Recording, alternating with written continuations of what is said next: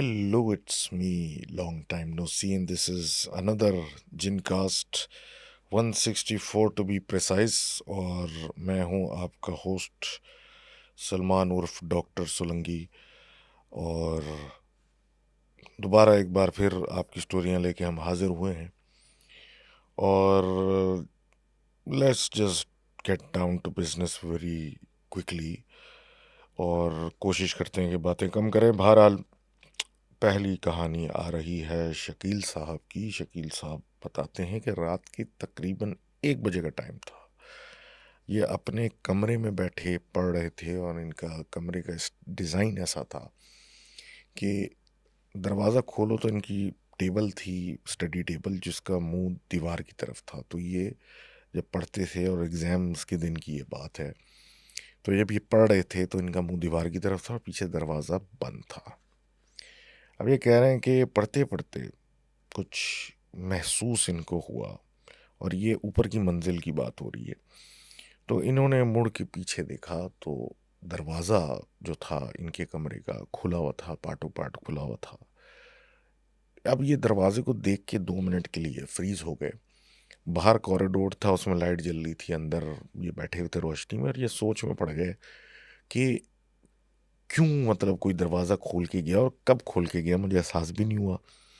और इसी सोच में थे कि ये मतलब दरवाज़ा खोला किसने, और कोई बंद ही कर देता है या इस तरह की चीज़, कि इन्होंने देखा कि दरवाजे की मतलब उल्टी तरफ से कोई जल्दी से कोई शख्स या कोई चीज़ अंदर आई, जो कि ऊपर से नीचे तक धड़ उसका ब्लैक रंग का लगा, और उसने अंदर आके इनकी कमरे की लाइट ऑफ की और वापस बाहर निकल के भाग गया उल्टी साइड पे।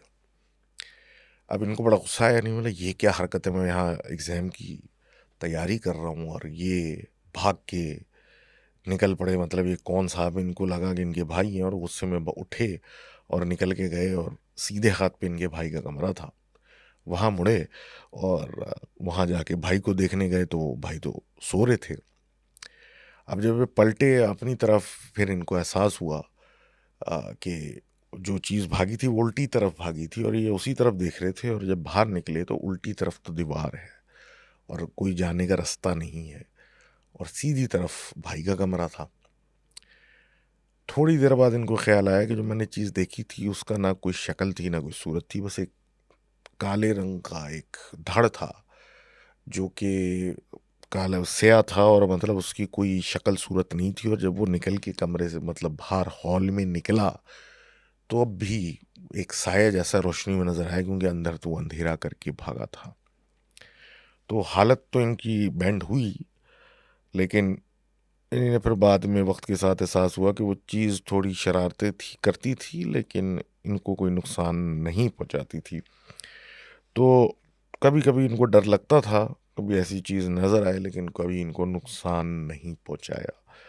Thank you very much for sharing that story. और इसलिए कहते हैं कि भाई, पढ़ाई का एक टाइम होना चाहिए फिक्स, ताकि आप पढ़ें और सो जाएं। कि नींद पूरी करना भी बड़ा ज़रूरी होती है, और नींद के टाइम पे आपकी शिफ्ट जब ख़त्म होती है तो दूसरी एक शिफ्ट शुरू हो जाती है। तो बहरहाल आगे बढ़ते हैं और बात करते हैं हमारे लिखने वाली की, जो अनोनिमस रहना चाहती हैं, और ये अपना पर्सनल एक्सपीरियंस बता रही हैं कि जब ये कॉलेज जाया करती थी तो ये अपने रूम में रहा करती थी, जो घर से थोड़ा डिटैच था। अब ये कहती हैं कि उस कमरे में एक 0 वॉट का बल्ब था, जिसकी हल्की सी गोल्डन सी रोशनी थी, और वो वहाँ पे लेट में मतलब वो लाइट ऑन करके सो जाया करती थी। अब एक दिन ये लेट गई थी वही लाइट ऑन करके और सोने की कोशिश कर रही थी, लेकिन कुछ थोड़ा वियर्ड सीन था, क्योंकि इनको इतनी जल्दी नींद नहीं आती थी। ये लेटी में थी और बस ऑलमोस्ट सो जाने वाली हालत में थी कि इनको अपने पैरों के पास, यानी बेड के पतियाने पे एक शैडो सा नज़र आया।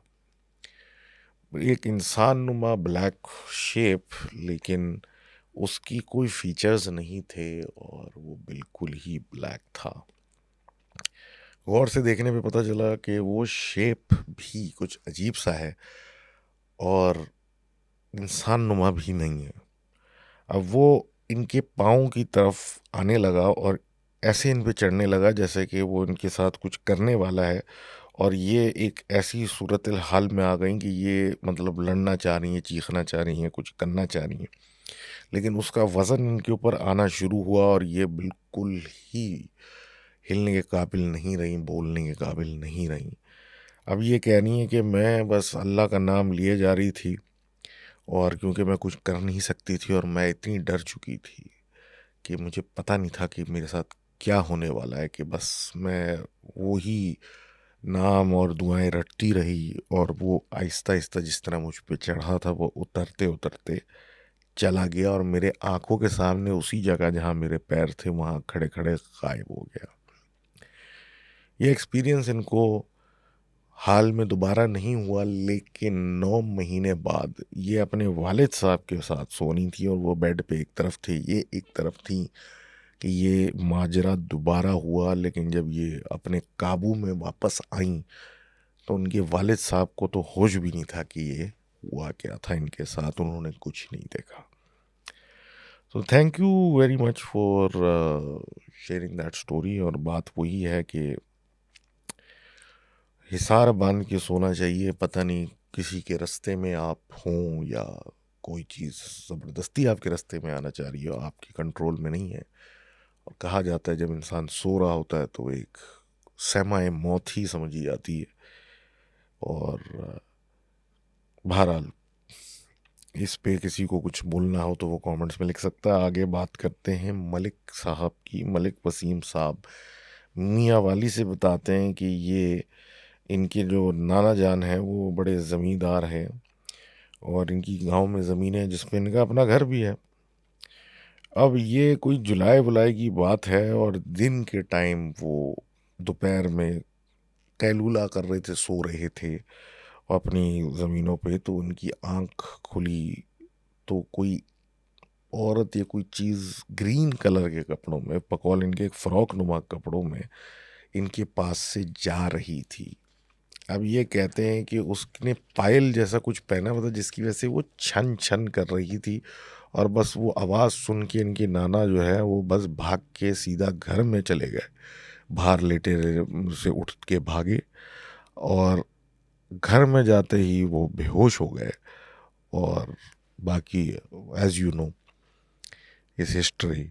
ज़मीनों पे बहरहाल ये हमने काफ़ी अपनी पॉडकास्ट में कवर किया है कि इस तरह के वाक़यात कि कोई ज़मीन पे सो रहे थे, कहीं चारपाई डाल के या कहीं आराम कर रहे थे, तो किसी चीज़ से कोई वास्ता पड़ गया। क्योंकि ऑब्वियसली ये ज़मीनें आपको तो पता ही है कि काफ़ी ज़माने से खाली थी, और अब आप उस पे हल चला रहे हैं, आपसे पहले कोई चला तो होगा उससे पहले, और इन सब से पहले वहाँ क्या था हमें तो नहीं पता। बहरहाल आगे आगे बात करते हैं समन साहिबा की, जो कि बताती हैं कि ये सऊदी अरब के वाक़यात हैं, जो कि जहाँ ये डॉक्टर थीं, 8 साल वहाँ काम किया इन्होंने इस रोल में।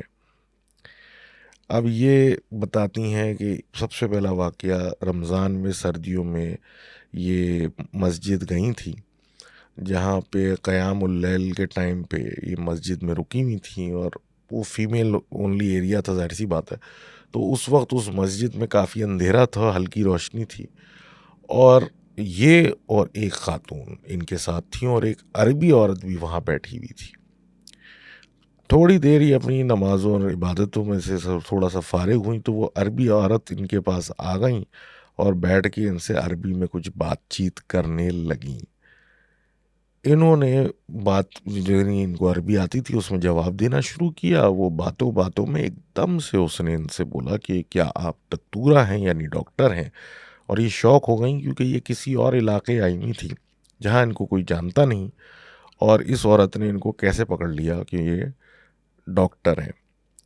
अब ये बात करते करते ये हैरत में थी कि फिर उस औरत ने मुझे मतलब मरीज़ों के बारे में इनसे पूछना शुरू किया, और जैसे ही ये कुछ बीमारियों और की वगैरह की बात करने लगी तो वो एक जगह पे जाके बैठ गई, और इनको मुस्कुरा के मतलब ऐसे देखने लगी कि इनके रोंगटे खड़े हो गए।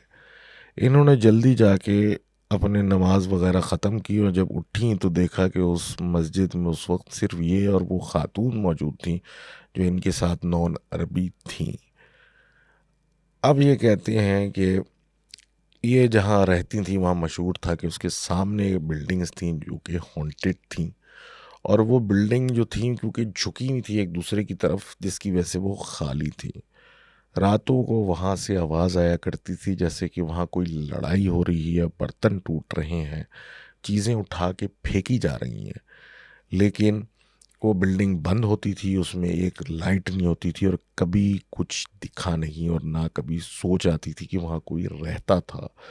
हाल ये था कि वो ऐसी झुकी हुई थी जैसे कि यू शेप उनका बन चुका था आपस में। वहाँ के लोग ये कहते थे कि इन बिल्डिंगों में जिन आबाद हैं जो कि आपस में लड़ते हैं और उनकी आवाज़ें रातों को आती हैं, जिसकी वजह से कभी उस बिल्डिंग में आबादी नहीं हुई और अब उनका पक्का बसेरा वहाँ हो चुका है। तीसरा वाकया ये बताती हैं वादी जिन का, जहाँ से गुज़र होता है उम्रे के लिए। अब ये कहती हैं कि इस जगह पे कोई रुकता नहीं है, ना रुकने की कोई ख़ास जगह बनी हुई है, बस निकल जाते हैं। लेकिन जिस शहर से ये उम्रे पे जा रही थी तो 24 घंटे का सफ़र था और मक्का पहुंचने में 24 घंटे लगते थे।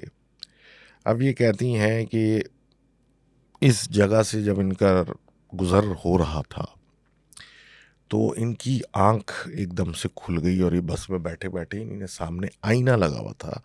उस आईने में अपने पीछे वाली सीट पे जब देखा तो कोई अजीब सा कोई शख्स जिसके कोई बाल नहीं थे वो बैठा हुआ था और अजीब तरीके से इनको आईने के थ्रू देख रहा था।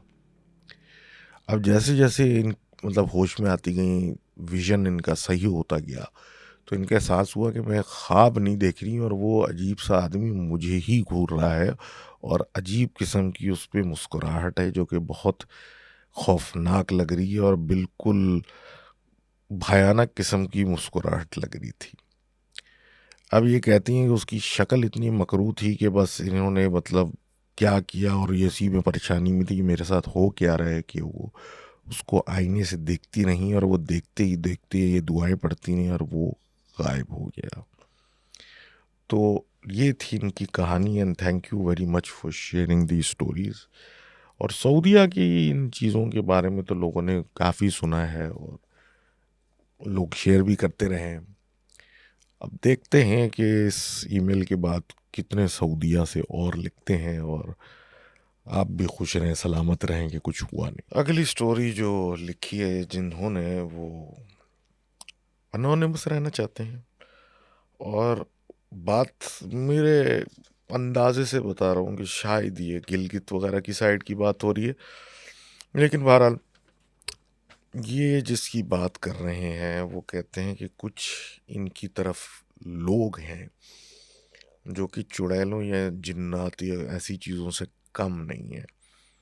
हैं वो इंसान, लेकिन उनके काम और हरकतें ऐसी हैं कि वो किसी मुसीबत से कम नहीं। अब ये कहते हैं इनकी लोकल लैंग्वेज में इनको बिलास कहा जाता है, और ये इंसान ही होते हैं, इनकी शादियां भी होते हैं, बच्चे भी होते हैं, सब कुछ होता है।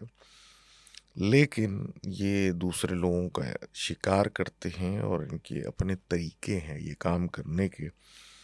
जैसे किसी की छोटी उंगली को चूस लिया तो वो शिकार इनका उस आदमी का शुरू हो जाता है और वो एक तरीके से इनको खा जाते हैं। एक हफ्ते मतलब जिसका ये शिकार शुरू करते हैं वो एक हफ्ते में मर जाता है, और वो अचानक से मतलब या तो मर जाएगा। ये लोगों की खासियत ये है कि ये कहते हैं कि ये काफ़ी ज़मानों तक ज़िंदा रहते हैं, नॉर्मल से ज़्यादा, और जितना मतलब शिकार करते हैं ज़ाहिर सी बात है उतना ये चलता है इनकी ज़िंदगी। पुराने ज़मानों में बहुत मशहूर था ये, क्योंकि लोग छतों पे सोते थे और खुले में सोते थे और शिकार इधर इस तरीके से होता था। कहा यह जाता था कि इनका स्पेसिफिक जो टारगेट होता है वो छोटे बच्चे होते हैं, और उनकी मौतों के पीछे अक्सर इनका ही हाथ निकलता था। इन लोगों की भी नस्लें होती हैं जिसमें जो लड़कियां पैदा होती हैं वो आगे जाके चुड़ैल जैसी होती हैं, और बेटे जो पैदा होते हैं उनको ये खुद ही मतलब पैदाइश के बाद ही खा जाते हैं। इनसे इनके ही बच्चों को बचाने का तरीका ये होता है कि वो बच्चा इनसे ले लिए जाते हैं और हफ्ता 10 दिन के बाद इनको जब वापस किया जाता है तो बच्चा सेफ रहता है और ये उस पर कोई वार नहीं करते। अब कहा यह भी जाता है कि पुराने ज़मानों में ये अपने बच्चों के साथ मिल के भी शिकार किया करते थे। अब कोई ये इस तरह का कोई शख्स जिस पे शक हो वो किसी दिन खून की उल्टी कर दे तो कहा यह जाता है कि उसने किसी का शिकार किया है और वो बंदा, ये बंदी मरने वाली है, ये बहुत अनकरीब उसकी मौत वाक़ई होने वाली है।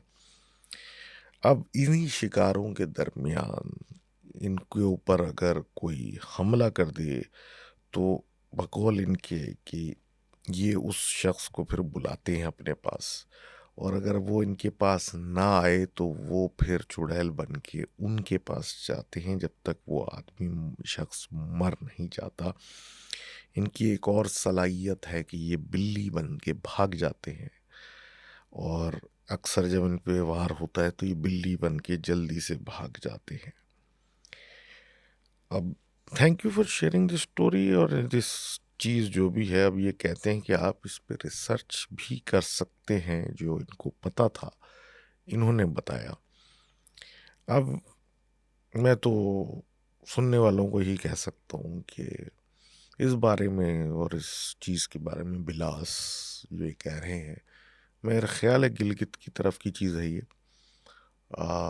लेकिन आई कुड बी रॉन्ग, लेकिन ये उसी साइड पे कहीं की है। तो इसके बारे में और इस जैसी चीज़ों के बारे में उस इलाके के कोई मुझे बताना चाहे, डिटेल देना चाहे, तो मैं सुनने को और मज़ीद सुनाने को तैयार हूँ। आप मुझे कांटेक्ट वाया ईमेल कर सकते हैं, जिसके थ्रू, या इंस्टाग्राम पे मैसेज करके मुझे कांटेक्ट करके ये चीज़ मुझे डिटेल में बता सकते हैं जो कि ये बताना चाह रहे हैं। इससे वहाँ का कल्चरल लोर, फोक लोर पता भी चले तो वो भी एक अच्छी बात है, और थोड़ा आइडिया भी हो ऑफ द पास्ट एंड वहाँ की प्रैक्टिसेस ऑफ द पास्ट। अब ये सब कहने के बाद एक स्केप्टिक के पॉइंट ऑफ व्यू से भी मैं ये कहना चाहता हूँ कि पुराने ज़माने में इन्फेंट मॉर्टेलिटी का बड़ा प्रॉब्लम था, क्योंकि बहुत सारी बेसिक चीज़ें नहीं थी, जैसे ऑक्सीजन नहीं, टैंक्स नहीं थे, या एंटीबायोटिक्स इतने आसानी से अवेलेबल नहीं थी। तो इनकी डेथ्स के ऊपर इसी तरह की बातें निकल आती थी। अब जैसे कि टीबी जब अपने दौर में निकली थी और पुराने ज़माने में, और वबा की तरह फैल रही थी, और लोग उससे मतलब 100% पता था इसने मरना ही मरना है, तो ऐसी जगहें बन गई थी जहाँ पे अच्छी हवादार जगहों पे लाके ऐसे मरीजों को छोड़ दिया जाता था और वो वहाँ रहते थे। अब एक स्टोरी थी कि अमेरिका में एक वैम्पायर था, और उसी ज़माने में ये बातें ज़्यादा फैली। लोग कब्र खोदते थे, देखते थे कि भाई लाश के मुंह से खून बह रहा है, और कोई और जो है वो मतलब बीमार पड़ रहा है और आहिस्ता आहिस्ता बीमार होता जा रहा है, तो वो उस लाश को फिर वो सर काट के, और वो अलग अलग तरीके होते थे, करते थे।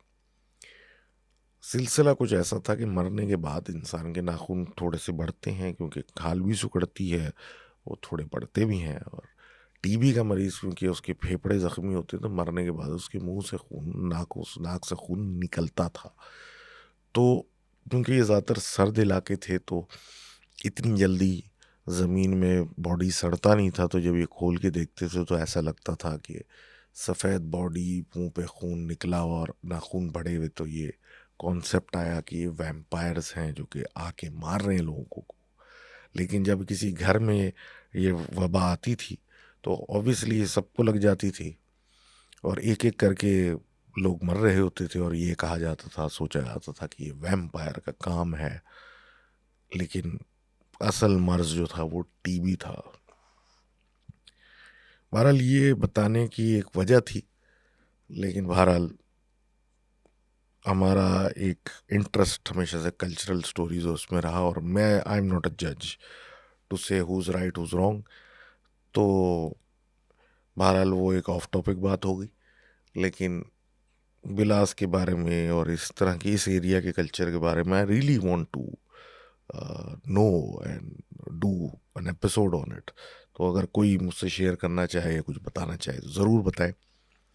और आगे बात करते हैं एक और अनोनिमस लिखने वाली की, जिन्होंने बताया कि इनकी नानी के ज़माने में उनकी एक रिश्तेदार थे, जिनकी एक मतलब दो तीन बच्चे थे, और वो कज़न्स वगैरह छत पे जाके खेला करते थे, और अक्सर होता था कि मगरिब हो जाती थी और वो बच्चों को आवाज़ें दे रहे होते थे, और फिर वो डांट सुने बगैर नीचे नहीं उतरते थे।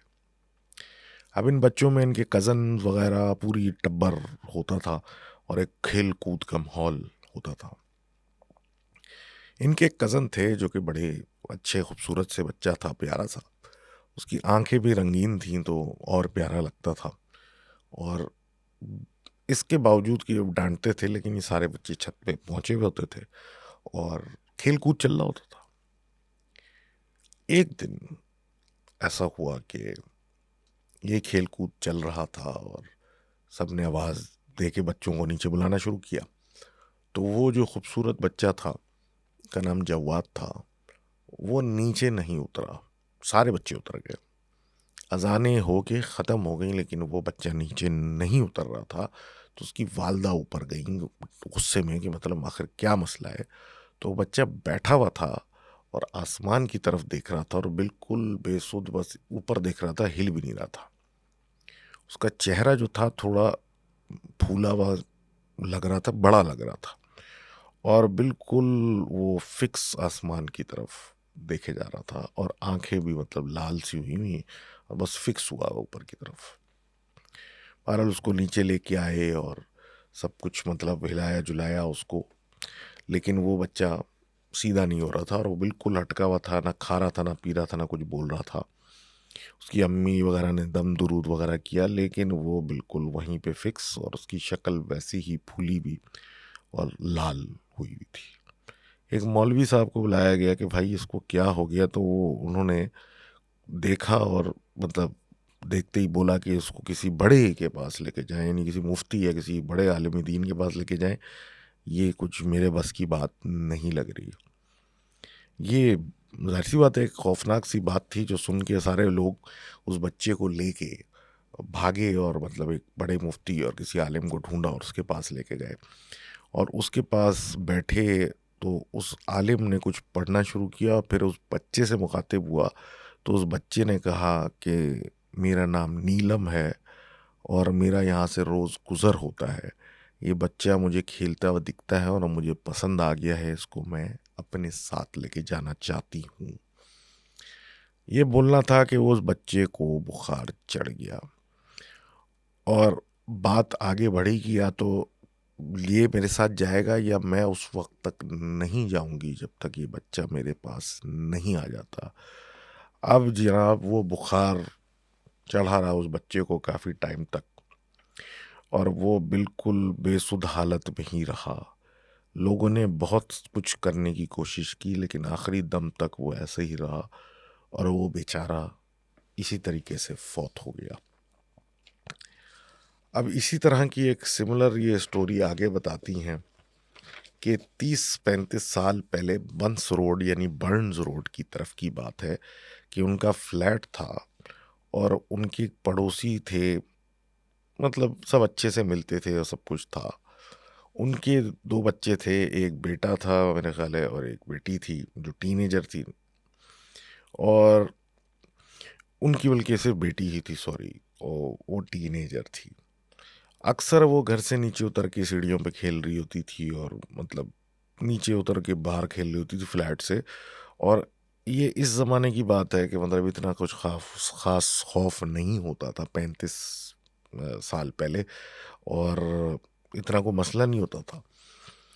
अक्सर उनके घर में एक बिल्ली का बच्चा आ जाता था जो काले रंग का था, और क्योंकि दरवाजे वरवाजे खुले होते थे, बच्चे खुला छोड़ के नीचे उतर गए आगे पीछे, तो वो उसकी अम्मा उसको मतलब मार मार के या डांट के या किसी भी तरीके से घर से निकाल देती थी।